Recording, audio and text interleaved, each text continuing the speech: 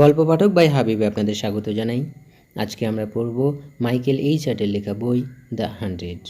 Michael H heart ছিলেন একজন American খ্রিস্টান এবং গণিতজ্ঞ। তিনি বিশ্বের সর্বশ্রেষ্ঠ 100 জন মনীষীদের আলাদা করে তাদের জীবনী লিখেছেন এই বইতে। আমরা এক এক করে প্রত্যেকটা জীবনী আপনাদের শোনাব।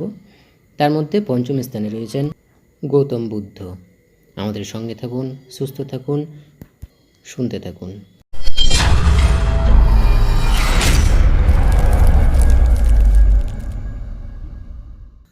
প্রাচীন ভারতে বর্তমান নেপালের অন্তর্গত হিমালয়ের পাদদেশে ছিল কোশল রাজ্য। রাজ্যের রাজধানী কপিলাবস্তু। কোশলের অধিপতি ছিলেন শাক্য বংশের রাজা সুদবোধন। সুদবোধনের সুখের সংসারে একটিমাত্র অভাব ছিল, তার কোনো পুত্র সন্তান ছিল না। বিবাহের দীর্ঘদিন পর গর্ভবতী হলেন জ্যেষ্ঠা রানী মায়াদেবী। সেকালের প্রচলিত রীতি অনুসারে সন্তান জন্মাবার সময় পিতৃগৃহে যাত্রা করলেন মায়াদেবী। পথে লুম্বিনী উদ্যান, সেখানে এসে পৌঁছতেই প্রসব বেদনা উঠল রানীর। যাত্রা স্থগিত রেখে বাগানেই আশ্রয় নিল সকলে। সেই উদ্যানেই জন্ম হলো বুদ্ধের, যিনি সমস্ত মানবের কল্যাণের জন্য নিজেকে উৎসর্গ করেছিলেন। তিনি রাজার পুত্র হয়েও কোনো রাজপ্রাসাদে জন্মগ্রহণ করলেন না, মুক্ত প্রকৃতির মধ্যে নীল আকাশের নিচে আবির্ভূত হলেন। পুত্র জন্মাবার কয়েকদিন পরেই মারা গেলেন মায়াদেবী। শিশুপুত্রের সব ভার নিজের হাতে তুলে নিলেন খালা মহাপ্রজাপতি। শিশুপুত্রের নাম রাখা হলো সিদ্ধার্থ।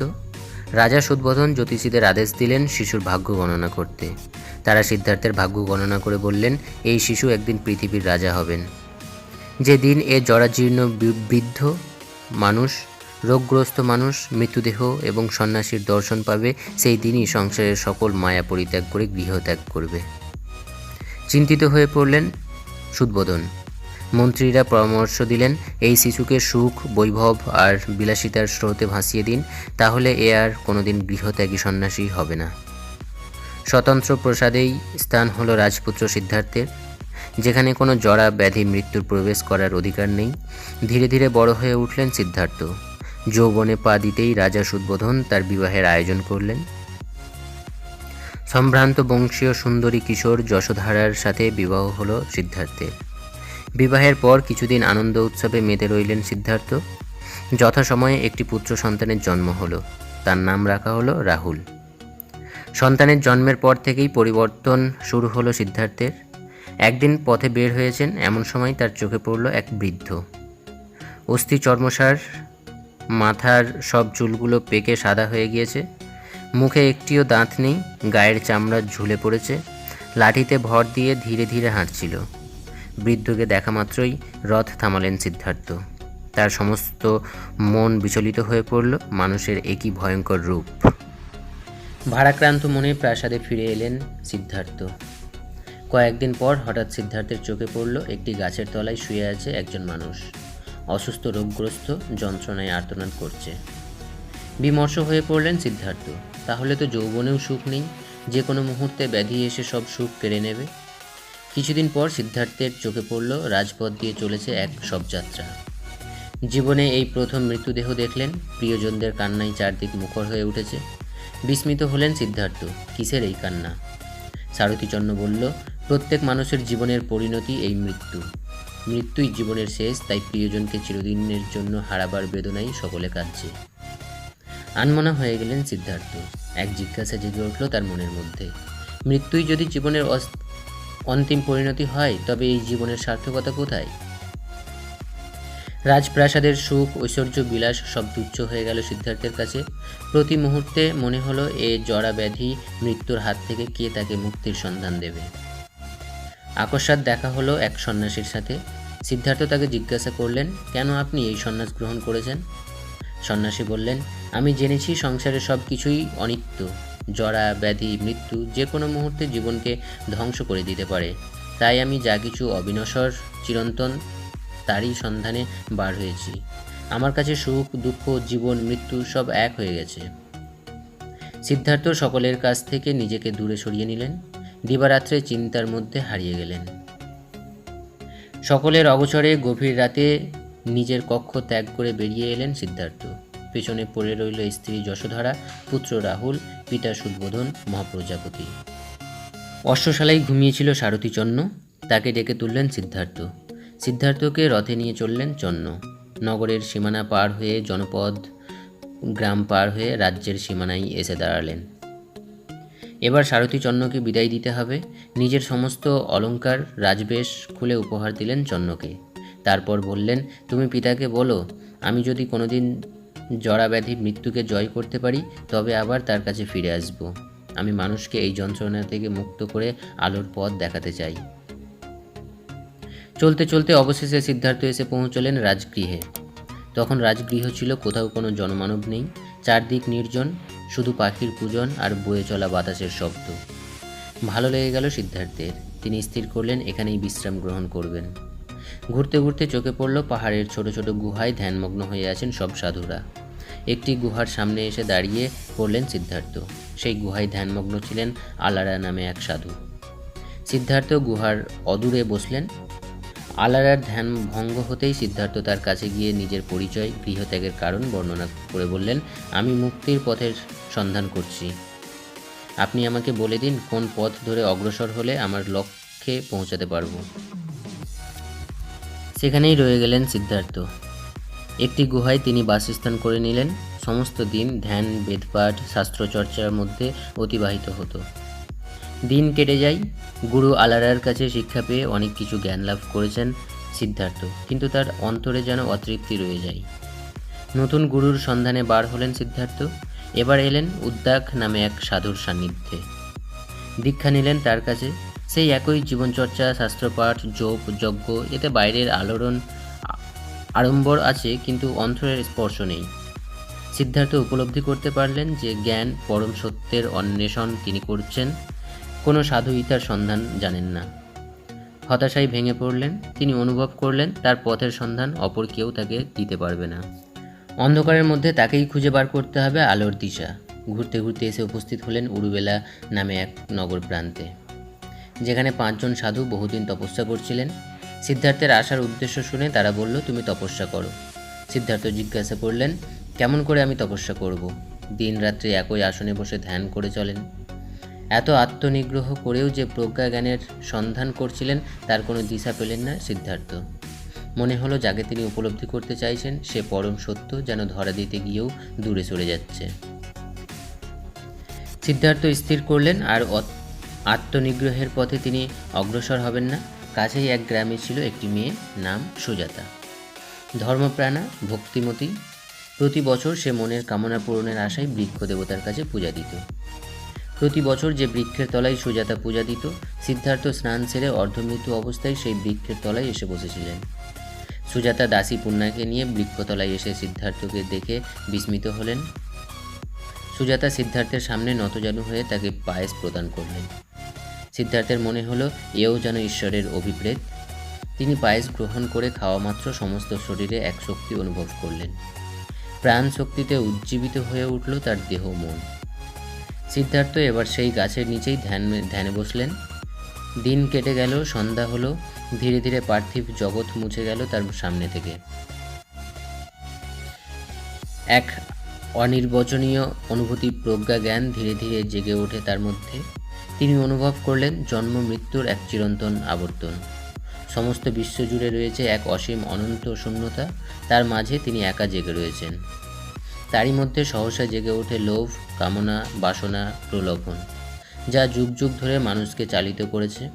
তারা কি এত সহজে নিজেদের অধিকার ত্যাগ করতে চায়? ধীরে ধীরে পার্থিব চেতনার জগৎ থেকে তিনি উত্তরণ করলেন পরম প্রজ্ঞার জগতে।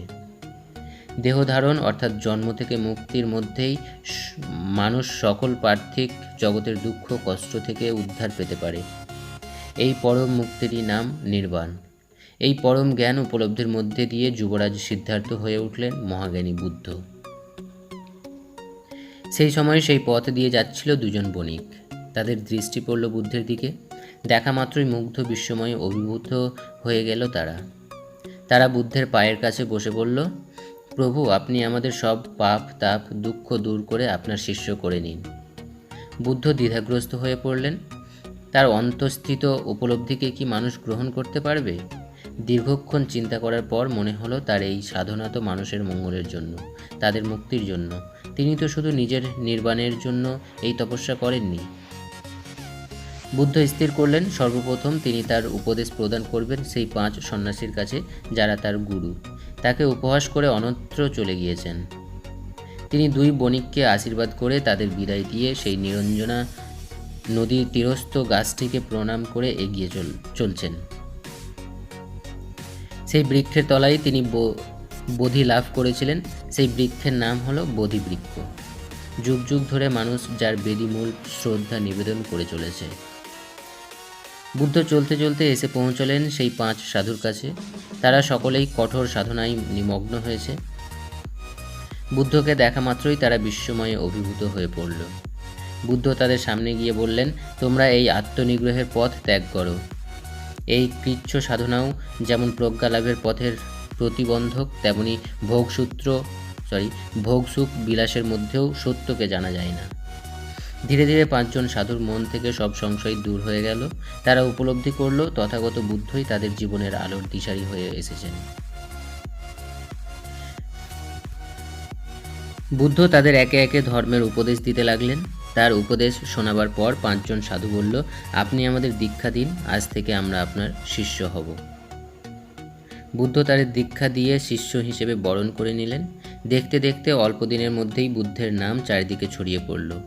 প্রাচীন ভারতে বৈদিক ধর্মে মূর্তি পূজা না থাকলেও ছিল যাগযজ্ঞ, আচার অনুষ্ঠানের বাড়াবাড়ি। ব্রাহ্মণরা ছিল সমাজের সব কিছুর চালক। বুদ্ধের ধর্মের মধ্যে ছিল মানুষের প্রতি ভালোবাসা, করুণা, প্রেম। তাই মানুষ সহজেই তার ধর্মের প্রতি আকৃষ্ট হন। এতদিন পুরোহিত ব্রাহ্মণরা মানুষকে বলতো একমাত্র তারাই পারে মানুষকে মুক্তি দিতে। বুদ্ধ বললেন, অন্য কেউ তোমাদের মুক্তি দিতে পারবে না। তোমাদের জীবনচর্চার মধ্যেই আছে তোমাদের জীবনের সুখ দুঃখ। মানুষ নিজেই যেমন তার দুঃখকে সৃষ্টি করে, তেমনি নিজের চেষ্টার মধ্যে দিয়েই দুঃখ থেকে নিজেকে উত্তীর্ণ করতে পারে। তুমি সৎ জীবনযাপন করো, পবিত্র আচরণ করো, অন্তরকে শুদ্ধ করো, উদার করো।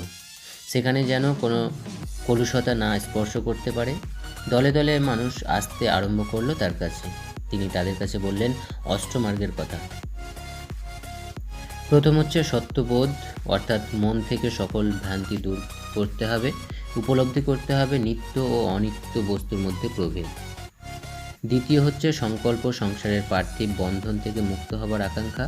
যা কিছু পরম জ্ঞান তাকে উপলব্ধি করার জন্য থাকবে গভীর আত্মসংগমের পথ ধরে এগিয়ে চলা। তৃতীয় সম্যক বা সত্য বাক্য। কোনো মানুষের সাথেই যেন মিথ্যে না বলা হয়। কাউকে গালিগালাজ বা খারাপ কথা বলা উচিত নয়। অন্য মানুষের সাথে যখন কথা বলবে তা যেন হয় সত্য, পবিত্র আর করুণায় পূর্ণ। চতুর্থ সৎ আচরণ। সকল মানুষেরই উচিত ভোগবিলাস ত্যাগ করে সৎ জীবনযাপন করা। সমস্ত কাজের মধ্যেই যেন থাকে সঙ্গম আর শৃঙ্খলা। এছাড়া অন্য মানুষের প্রতি আচরণে থাকবে দয়া, ভালোবাসা। পঞ্চম হলো সত্য জীবন বা সাম্যক জীবিকা, অর্থাৎ সৎভাবে অর্থ উপার্জন করতে হবে এবং জীবন ধারণের প্রয়োজনে এমন পথ অবলম্বন করতে হবে যাতে রক্ষা পাবে পবিত্রতা ও সত্যতা। ষষ্ঠ সৎ চেষ্টা। মন থেকে সকল রকম অশুভ ও অসৎ চিন্তা দূর করতে হবে। যদি কেউ আগের 5টি পথ অনুসরণ করে তবে তার কর্ম ও চিন্তা স্বাভাবিকভাবেই সঙ্গত হয়ে চলবে। সপ্তম সম্যক ব্যায়াম, অর্থাৎ সৎ চিন্তা। মানুষ এ সময় কেবল সৎ ও পবিত্র চিন্তা ভাবনার দ্বারা মনকে পূর্ণ করে রাখবে। অষ্টম এই স্তরে এসে মানুষ পরম শান্তি লাভ করবে। তার মন এক গভীর প্রশান্তির স্তরে উত্তীর্ণ হবে। বুদ্ধ যে অষ্টমার্গের উপদেশ দিয়েছিলেন তা মূলত তার সন্ন্যাসী আশ্রম বা সঙ্গ শিষ্যদের জন্য, কিন্তু তিনি তার প্রখর বাস্তব চেতনা দিয়ে উপলব্ধি করতে পেরেছিলেন সাধারণ গৃহী মানুষ কখনোই এই অষ্টমার্গের পথকে সম্পূর্ণ অনুসরণ করতে পারবে না। তিনি সমগ্র মানব সমাজের জন্য 10টি নীতি প্রচলন করলেন। 1. তুমি কোনো জীব হত্যা করবে না। 2. অপরের জিনিস চুরি করবে না। 3. কোনো ব্যভিচার বা অনাচার করবে না। 4. মিথ্যা কথা বলবে না, কাউকে প্রতারণা করবে না। 5. কোনো মাদক দ্রব্য গ্রহণ করবে না। 6. আহারে সংযমী হবে, দুপুরের পর আহার করবে না। 7. নৃত্য গীত দেখবে না। 8. সাজসজ্জা অলঙ্কার পরবে না। 9. বিলাসবহুল শয্যায় শোবে না। 10. কোনো সোনা বা রূপা গ্রহণ করবে না। এই 10টি উপদেশের মধ্যে প্রথম 5টি ছিল সাধারণ মানুষের জন্য, আর সন্ন্যাসীর ক্ষেত্রে 10টি উপদেশই পালনীয়।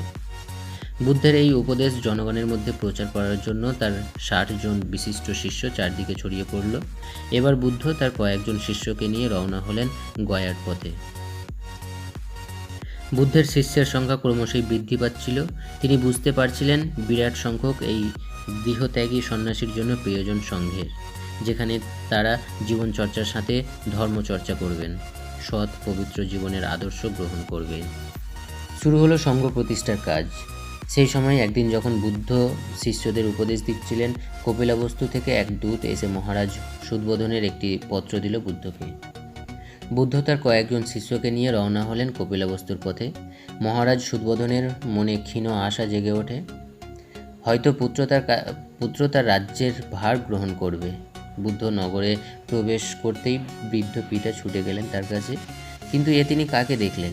পরনে পীতবস্ত্র, এদিকে কাঁধ অনাবৃত, মস্তক মুণ্ডল, হাতে ভিক্ষাপাত্র। তিনি ভিক্ষাপাত্র হাতে নগরের মানুষের কাছে ভিক্ষা চাইছেন। যে কিনা সমগ্র রাজ্যের যুবরাজ, সে ভিক্ষাপাত্র নিয়ে দাঁড়ে দাঁড়িয়ে ভিক্ষা করছে। লজ্জায় ক্ষোভে মাথা নত করলেন সুদবোধন। বুদ্ধ এগিয়ে এলেন পিতার কাছে, এসে তাকে প্রণাম করে বললেন, আপনি হয়তো পুত্র স্নেহে আমাকে দেখে ব্যথিত হয়েছেন। মন থেকে এই মায়া আপনি দূর করুন, এই জগৎ অনিত্য।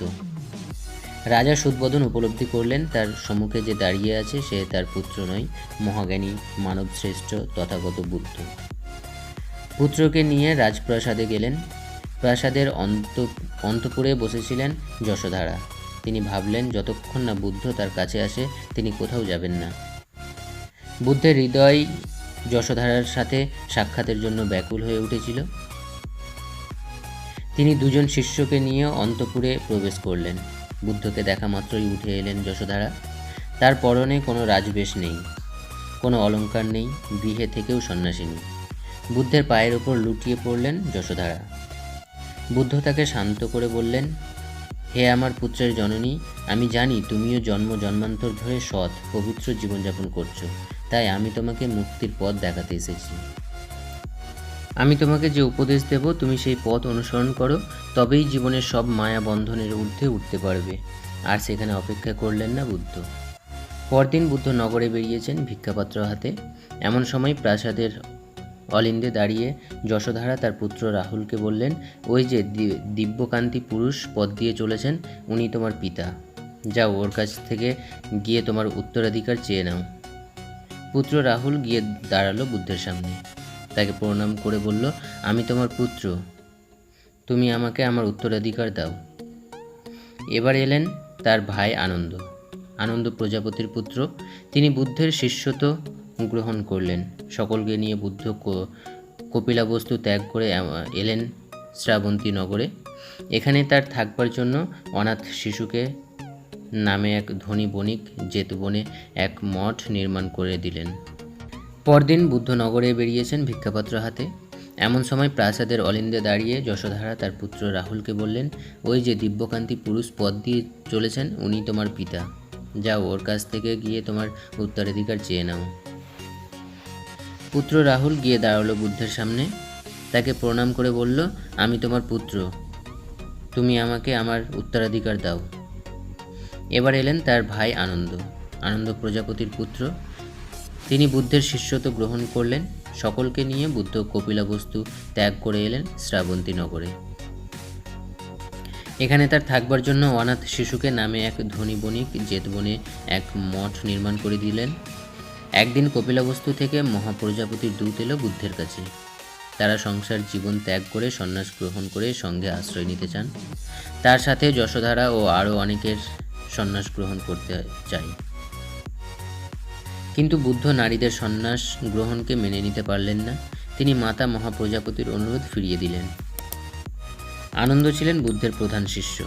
আনন্দের অনুরোধে বুদ্ধ বললেন, বেশ, তাহলে তাদের সঙ্গে প্রবেশ করার অনুমতি দিলাম, তবে সংঘের নিয়ম ছাড়াও আরও 8টি নিয়ম তাদের মেনে চলতে হবে। মাতা মহাপ্রজাপতি বুদ্ধের সমস্ত নিয়ম মেনে চলার অঙ্গীকার করলেন। বুদ্ধ অনুমতি দিলেও নারীদের এই সঙ্গে প্রবেশ করার বিষয়টিকে কোনোদিনই অন্তর থেকে সমর্থন করতে পারেননি। বুদ্ধ আনন্দকে বললেন, যদি নারীরা সঙ্গে প্রবেশ না করত তবে বৌদ্ধ ধর্ম হাজার হাজার বছর ধরে ভারতের বুকে রয়ে যেত, কিন্তু নারীরা প্রবেশ করার জন্য কিছুদিনের মধ্যেই আমার প্রবর্তিত সব নিয়ম শৃঙ্খলা ভেঙে পড়বে। বুদ্ধের এই আশঙ্কা সত্য বলেই পরবর্তীকালে প্রমাণিত হয়েছিল। তার এই সমস্ত উপদেশের সাথে সাথে বিভিন্ন গল্প বলতেন বুদ্ধ। এই গল্পগুলোর মধ্যে থাকত নীতিশিক্ষা। সাধারণ অশিক্ষিত মানুষ সহজেই এই শিক্ষা গ্রহণ করত। এই সমস্ত গল্পগুলো পরবর্তীকালে সংকলন করে তৈরি হলো জাতক।